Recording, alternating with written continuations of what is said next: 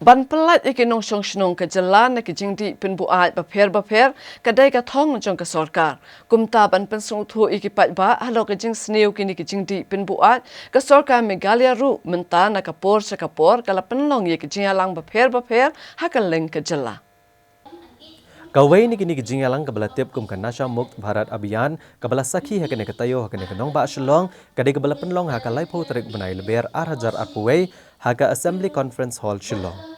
Yakni ke Jingalang hakane ke singila penyat ke District Welfare Officer jong ketenat Social Welfare jong ke Sorkar Jela IM Kharkongor haka balaidon langru ke Deputy Commissioner ke District East Khasi Hills ikong Isawanda lalu ibalalong ikong san haka Jingalang rengkat kiwai de ke officer jong ketenat Social Welfare bat ke belasha khot ngobha.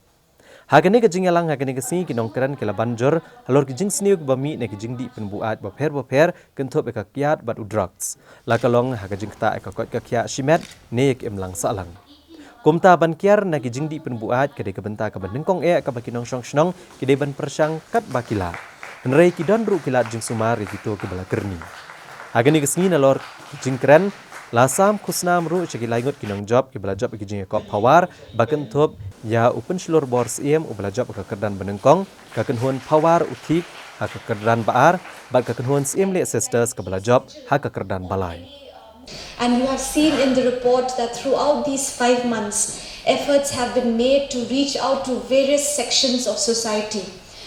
Programs have been conducted, awareness events, campaigns, road shows, trainings for those volunteers which Kong had shown us, outreach programs, door-to-door visits and several other interventions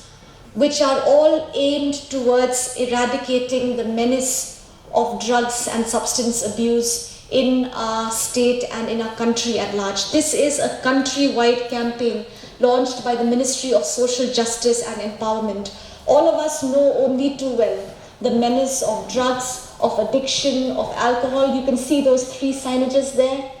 smoking, drinking and substance abuse. These are some of the things which really threaten to take away the potential and the bright future which our young people have.